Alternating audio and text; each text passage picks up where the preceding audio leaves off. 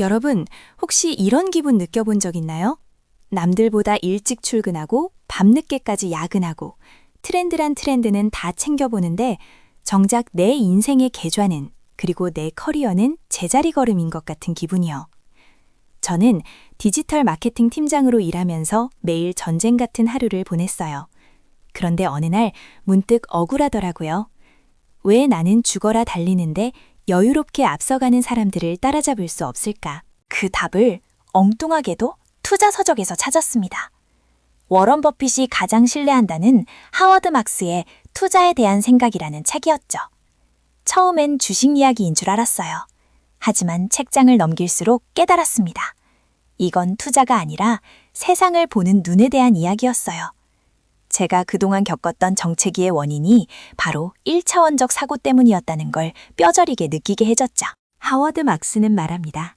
남들과 똑같이 생각하고 행동하면서 남보다 나은 결과를 기대하는 건 미친 짓이라고요. 그는 사고를 두 단계로 나눕니다. 1차원적 사고는 단순해요. 좋은 회세가 보인다. 주식을 사자. 혹은 마케터인 제 입장에선 요즘 쇼폼이 뜬다. 릴스를 만들자. 같은 거죠. 누구나 할 수 있는 생각, 직관적인 반응입니다. 하지만 2차원적 사고는 다릅니다.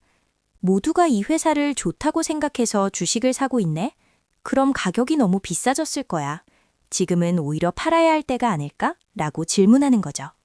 제 업무로 치면 다들 릴스에만 매달려 있어. 그럼 텍스트 콘텐츠에 대한 갈증이 생기지 않을까? 오히려 진정성 있는 긴 글이 먹힐 타이밍이야. 라고 비틀어 보는 겁니다. 남들이 보지 못하는 이면을 보는 힘, 그게 바로 부와 성공의 열쇠였던 거죠. 그런데 여러분, 2차원적 사고를 하는 건 정말 무섭습니다. 왜냐고요? 외롭거든요. 남들과 반대로 가야 하니까요. 하워드 막스는 이것을 역발상이라고 부릅니다. 다들 예스라고 할 때 노라고 말할 수 있어야 해요. 하지만 단순히 반대만 해서는 안 됩니다. 내가 맞아야 하죠. 남들과 다르면서 동시에 옳아야 한다는 것. 이게 얼마나 어려운 일인지 아시겠죠? 많은 사람들이 시장은 효율적이다 라고 믿습니다. 모든 정보가 가격에 반영되어 있으니 시장을 이길 수 없다고요. 하지만 저자는 단호하게 말합니다. 시장은 참가자들의 심리에 의해 움직이기 때문에 절대 효율적일 수 없다고요.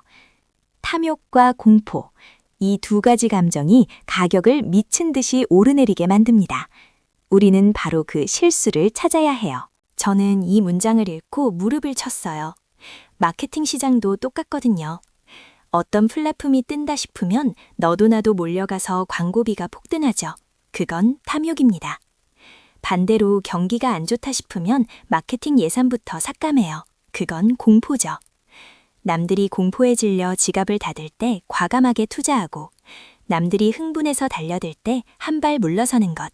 그게 진짜 고수의 전략이었습니다. 하워드 막스가 가장 강조하는 또 하나는 바로 리스크 관리입니다. 우리는 대박을 꿈꾸며 높은 수익률만 쳐다봅니다. 하지만 그는 말해요.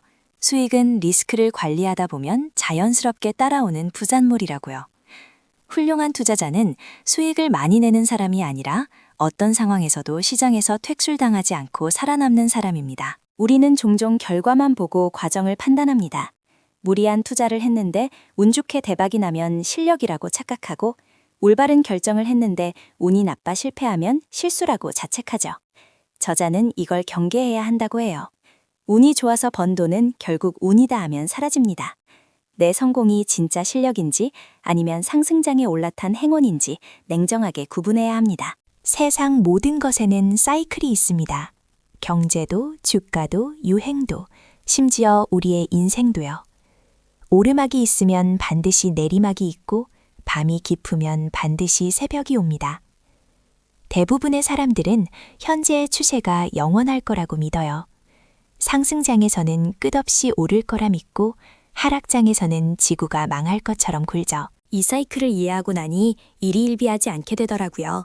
프로젝트 하나 망쳤다고 제 인생이 끝나는 게 아니고 대박났다고 해서 제가 천재가 된 것도 아니니까요. 이 또한 지나가리라. 이 평범한 진리가 투자와 인생을 관통하는 최고의 지혜였습니다. 중요한 건 내가 지금 사이클에 어디쯤 서 있는지를 파악하는 눈입니다. 진정한 기회는 가격이 가치보다 쌀 때 옵니다. 남들이 다 좋다고 하는 우량주라도 비싸게 사면 그건 나쁜 투자예요. 반대로 문제가 있어 보이는 회사라도 내재 가치보다 훨씬 싸게 살 수 있다면 그건 최고의 투자가 되죠. 여러분의 커리어도 마찬가지 아닐까요? 남들이 기피하는 업무, 촌스러워 보이는 산업 속에 오히려 블루오션이 숨어 있을지도 모릅니다. 하워드 막스는 야구에 비유하며 스트라이크 존에 들어오는 공만 쳐라 라고 조언합니다. 투자는 나쁜 공의 방망이를 휘두르지 않았다고 해서 아웃되지 않아요. 가만히 서서 지켜보다가 정말 확실한 기회가 왔을 때, 그때 온 힘을 다해 스윙하면 됩니다. 조급함이 가장 큰 적이에요. 정리해볼까요? 하워드 막스가 전하는 이기는 생각의 핵심은 이렇습니다.